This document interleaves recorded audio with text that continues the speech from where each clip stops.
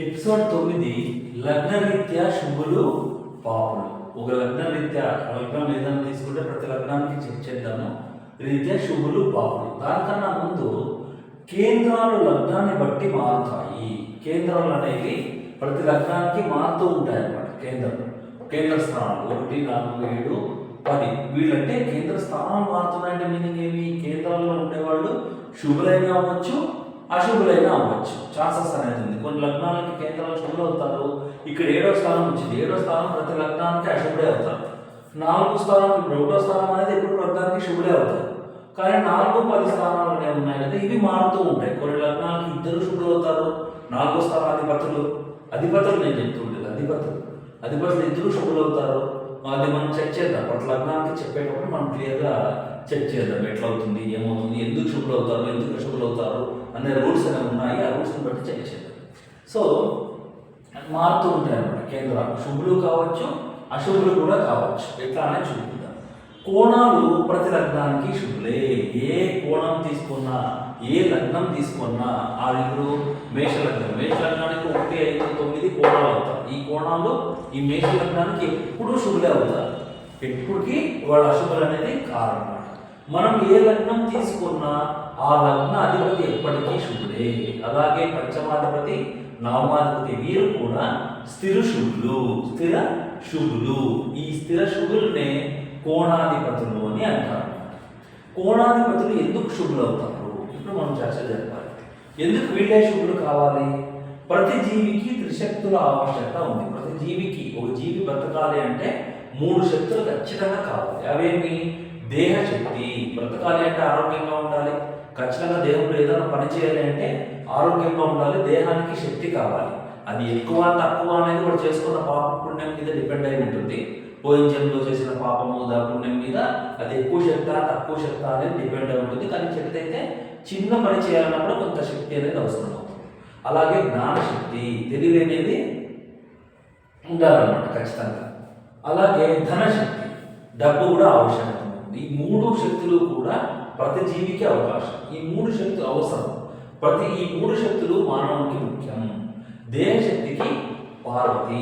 దేహశక్తి అంటే శారీరక శక్తికి దేవి ఎవరు అంటే పార్వతీదేవి. అంటే లగ్నానికి, ఏ లగ్నానికైనా ఆ లగ్నానికి దేవి ఎవరు అవుతారో ఆధారపడతారంటే పార్వతీదేవి. లగ్నం దేహాన్ని సూచిస్తుంది కాబట్టి. జ్ఞానశక్తి పంచమ స్థానం పంచమాధిపతి జ్ఞానాన్ని సూచిస్తారు కాబట్టి ఆ పంచమానికి ఎవరు? సరస్వతీదేవి. అలాగే ధనశక్తికి లక్ష్మీదేవి అధిపతులు. అనగా లగ్నమునకు పార్వతి, పంచమునకు భారతి అంటే సరస్వతి, నవమానికి లక్ష్మి పాలిస్తారు. ఏ లగ్నానికైనా ఇదే వర్తిస్తుంది. ఈ లగ్నానికే అని కాదు. ఈ 1, 5, 9 అధిపతులు కలయికని యోగం అంటారు. యోగాలోనే వస్తాయి. ముందు చెప్పుకుందాం మనము. ఆ వచ్చినప్పుడు కాన్సెప్ట్ యోగం అనేది ఉంటుంది అన్నమాట. యోగం అనేది ఎలా ఏర్పడుతుంది, యోగం ఎప్పుడవుతుంది అనేది మనం చెప్పుకుందాం. ఈ కలయిక కలిగిన వారిని, ఈ కలయిక అంటే 1, 5 కలవడం కానీ, లేకపోతే 1వ అధిపతి 5వ అధిపతి, లగ్నాధిపతి పంచమాధిపతి కలయికను, లేకపోతే లగ్నాధిపతి నవమాధిపతి కలయికను, లేదా నవమాధిపతి లగ్నాధిపతి కలయికను, ఇట్లా పంచమాధిపతి కలయికను, ఏదైనా ఒక కలయిక కలిగి, లేదా 3 కలవడము ఒక చోట ఎక్కడైనా, ఆ కలిగిన వారిని రూపవంతులు, విద్యార్థులు, ధనవంతులు అని అందురు.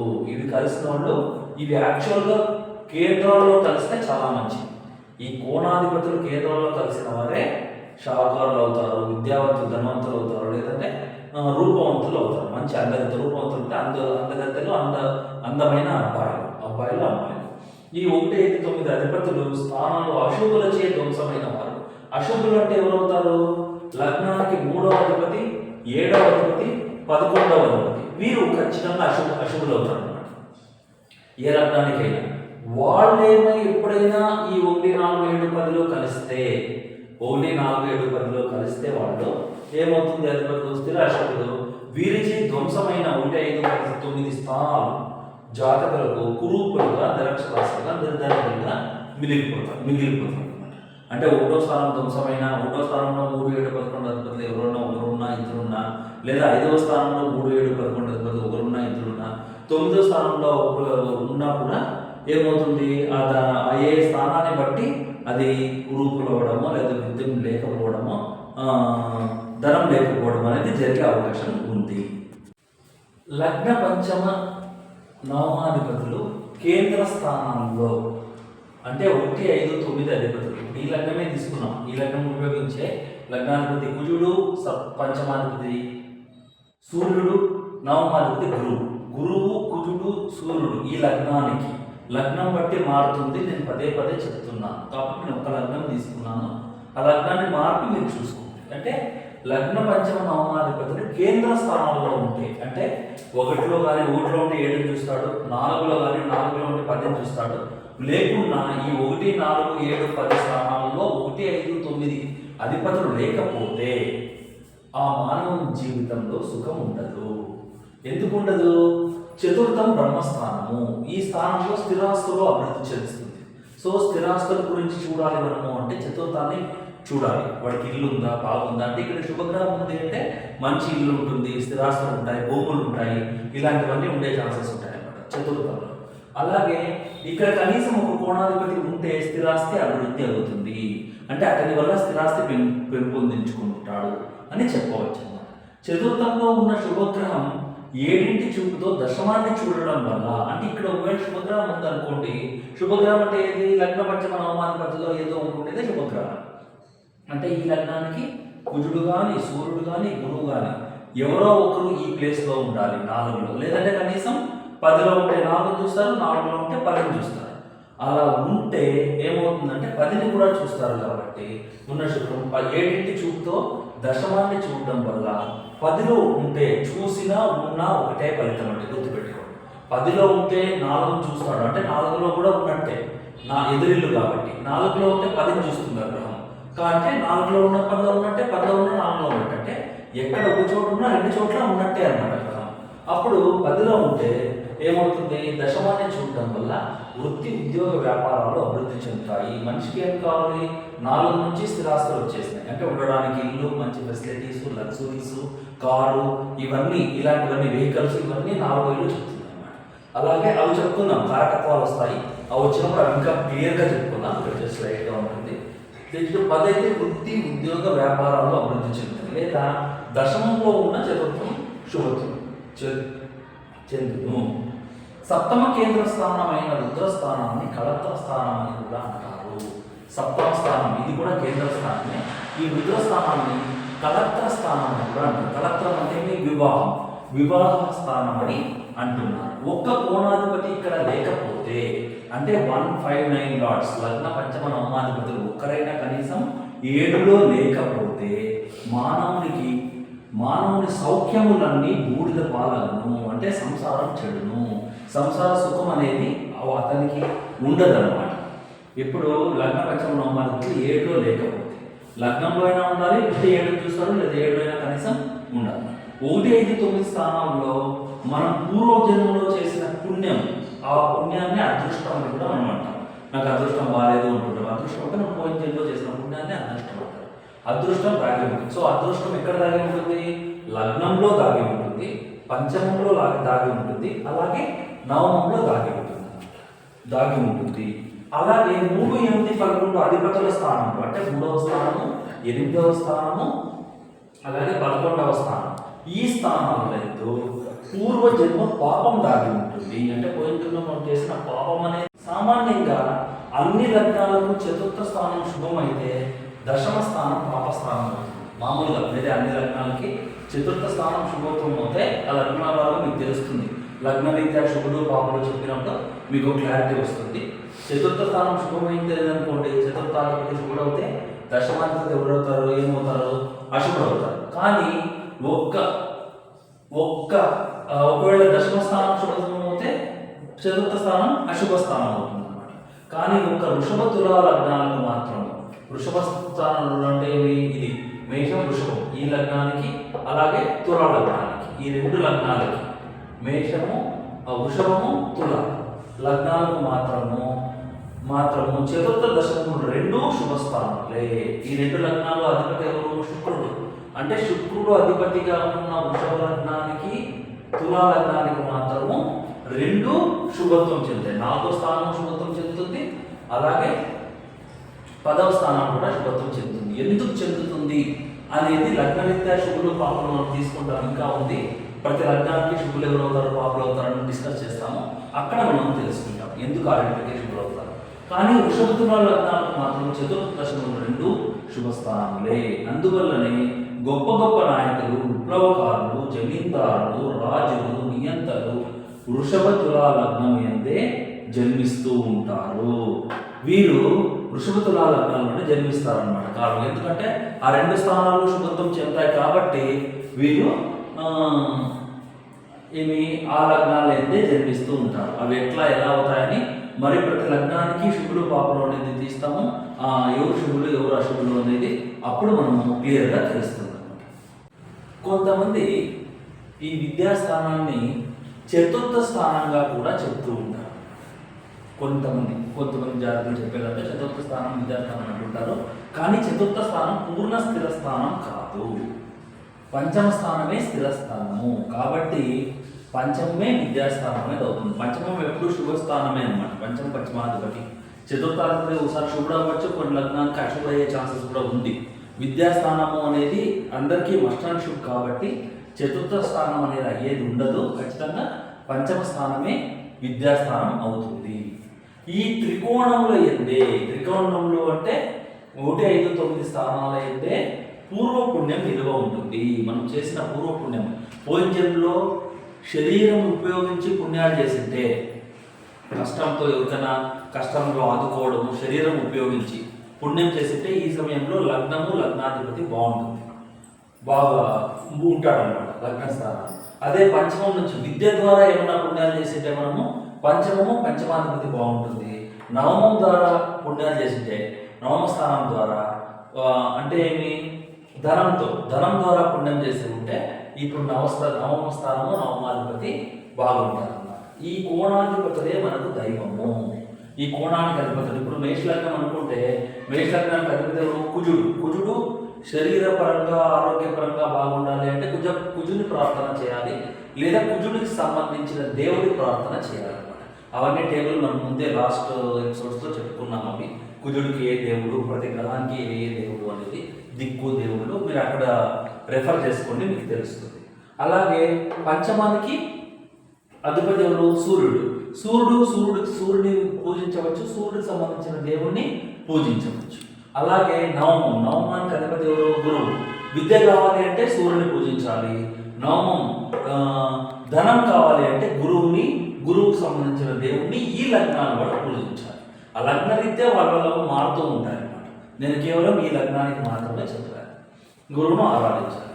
ఈ త్రికోణాలు చెడిన వారే కాయ కష్టములతో జీవిస్తారు. ఎవరికైతే ఈ లగ్నము పంచమము 9 అది నవమము చెడింటుందో, లేదా వాళ్ళ అధిపతులు చెడింటారు అంటే అశుభుల చేత చూడబడ్డాం. 3, 7, 11 అశుభులు అవుతారు. ఓటు ఎదురుగా ఉంటుంది 7, ఓటు శుభత్వం అంటే 7 అశుభం. అలాగే పంచమం శుభత్వం, శుభత్వం అంటే దాని ఎదురుగా ఉంటే 11, ఇది అశుభం. అలాగే 9 నవమం శుభం అంటే నవమానికి అపోజిట్ 3, 7, 11 స్థానాల అధిపతులు ఎప్పటికీ శుభులే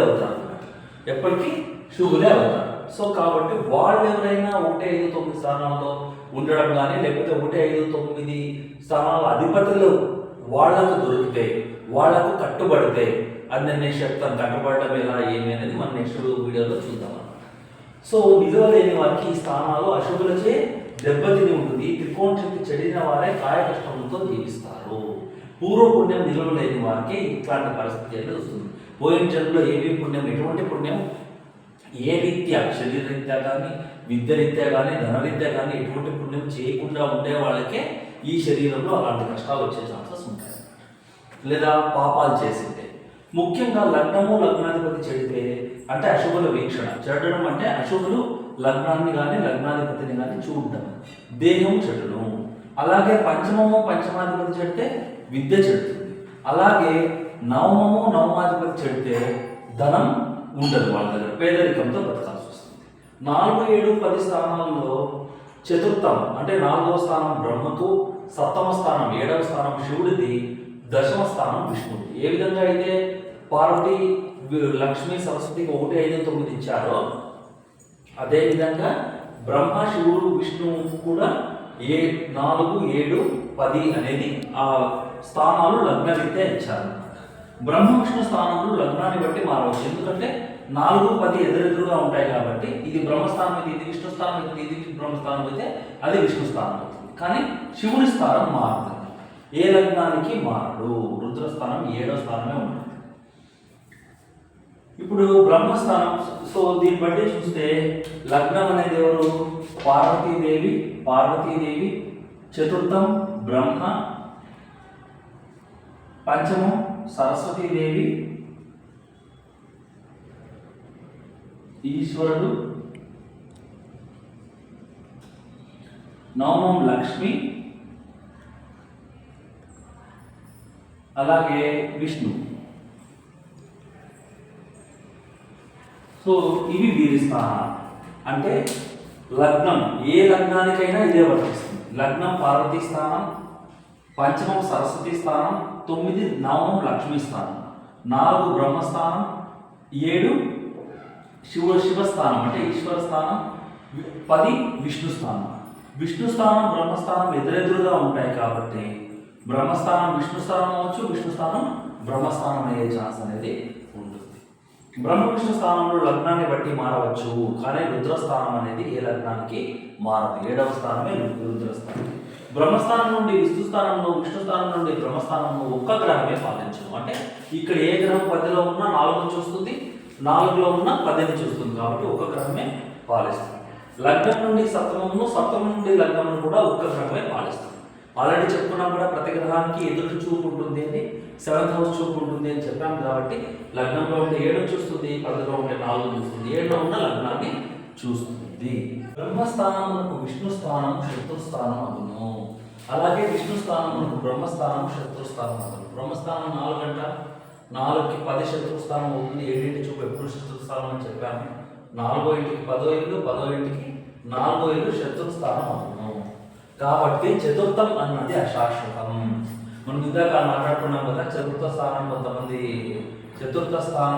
విద్యాస్థానంగా భావించినారు, పంచమ స్థానం కన్నా అని. ఎందుకు చతుర్థ స్థానం కాదు, పంచమ స్థానం మాత్రమే విద్యాస్థానం అంటే కారణం ఇదన్నమాట.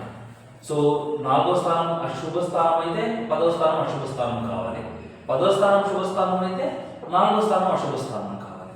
కాబట్టి చతుర్థ స్థానం అనేది అస్థిర స్థానం అని చెప్పవచ్చు. విద్యాస్థానం పంచమ స్థానమే. 7 చూపుకు ఎంత బలం ఉందో విశేష దృష్టికి కూడా అంతే బలం ఉంది. కావాలంటే ఇంకా చెప్పాలంటే అంతకన్నా ఎక్కువ బలమే ఉంటుంది విశేష దృష్టి. విశేష దృష్టి అంటే ఏమి? ఇప్పుడు కుజుడికి 4, 8 దృష్టిలు విశేష దృష్టిలు ఉన్నాయి. గురువుకి 5, 9, అలాగే శనికి 3, 10. వీళ్ళు చూస్తారే కానీ ఆ స్థానాన్ని ఇంకొకరు చూడడం లేదు.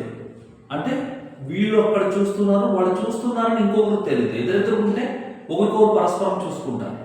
కానీ ఇది సైడ్ లుక్లో చూడడం అంటే వీరు మాత్రమే చూస్తారు, కానీ వాడు చూసేది తెలియదు. కాబట్టి అక్కడ ఉన్న వాళ్ళని వీళ్ళు పట్టుకొని వీళ్ళ యొక్క ఎఫెక్ట్ అనేది అక్కడ చూపిస్తారు అన్నమాట. అవి ఎలా అనేది మనం చార్ట్లో అనలైజ్ చేసేటప్పుడు ముందు చెప్పుకుందాం. విష్ణువును ద్వేషించిన బ్రతుకు చెడును. ఒకవేళ కొంతమంది ఏమంటారంటే మేము విష్ణు పాలితులు, మేము విష్ణువుని పూజిస్తాము, మేము శివుని మాత్రమే పూజిస్తాము. ఓకే, మీరు పూజించండి, తప్పేం లేదు. విష్ణువునే పూజించండి, శివుని మాత్రమే పూజించండి. కానీ విష్ణువుని పూజించేవాళ్ళు శివుని ద్వేషించేది, శివుణ్ణి పూజించేవాళ్ళు విష్ణువుని ద్వేషించేది చేయరాదు. ఎందుకంటే విష్ణువుని ద్వేషిస్తే బ్రతుకు చెడిపోతుంది. అంటే బ్రతుకు మంచి బ్రతుకు అనేది ఉండదు అన్నమాట. బ్రతుకు కష్టపడి బ్రతకాల్సి ఉంటుంది విష్ణువుని ద్వేషిస్తే.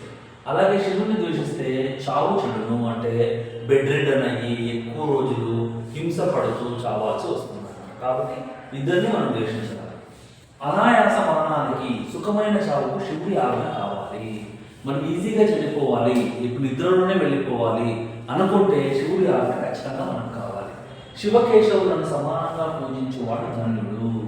ఎవరైతే శివుణ్ణి కేశవుని సమానంగా పూజిస్తారో, వాళ్ళిద్దరిని ఈక్వల్ ఇంపార్టెన్స్ ఇద్దరికీ ఇస్తారో వాళ్ళు ధన్యులు, వాళ్ళు మంచివాళ్ళు, ధన్యులు.